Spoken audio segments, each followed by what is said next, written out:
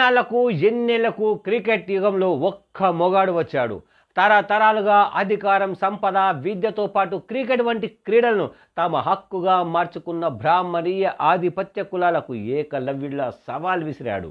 ఆ ఒక్కడు నితీష్ కుమార్. ఇక క్రికెట్ టీంలో బ్రాహ్మణీయ ఆధిపత్య కులానికి బ్రేక్ పడినట్లే క్రికెట్ను కొత్త యుగం వైపు నడిపించడం ఖాయమే. ఎవరికైనా డౌట్ ఉందా? ఆస్ట్రేలియా గడ్డపై సెంచరీ కొట్టి వాషింగ్టన్ సుందర్తో కలిసి అద్భుతమైన ఇన్నింగ్స్ ఆడి టీం ఇండియాకు ఫాలో ఆన్ గండం నుంచి తప్పించిన తెలుగువాడు నితీష్ కుమార్ రెడ్డి.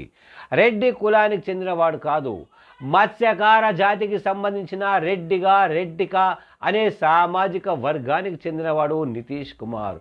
ఉత్తరాంధ్ర, ముఖ్యంగా విశాఖ జిల్లాలో ఈ రెడ్డిక సామాజిక వర్గం ఉంటుంది. కేంద్ర ప్రభుత్వం ఈ కులాన్ని ఎంబీసీలుగా గుర్తించడం జరిగింది. అత్యంత వెనుకబడిన సామాజిక వర్గం నుంచి వచ్చి జాతీయ జట్టులో స్థానం సంపాదించడం మామూలు విషయం కాదు.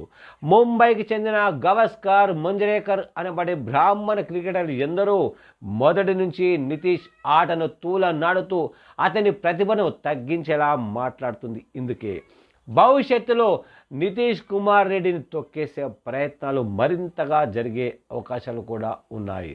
ఇప్పుడు అతడి ప్రతి షాట్ను ముంబై బ్రాహ్మణ క్రికెటర్స్ విశ్లేషించే తీరును ప్రతి ఒక్కరూ గమనించండి. ఎందుకంటే అతను బ్రాహ్మణ్ కాదు, ఇన్నాళ్ళు బ్రాహ్మణ్ చేతిలోనే క్రికెట్ ఉంది. ఇప్పుడు బ్రాహ్మణ్ నుంచి ఒక బీసీ కులానికి, ఎంబీసీ కులానికి చేతిలోకి వెళ్ళే అవకాశం ఉంది. కాబట్టి దీన్ని అడ్డుకోవాలనే ప్రయత్నాలు సాగుతుంటాయి. So all the best Nitish Kumar.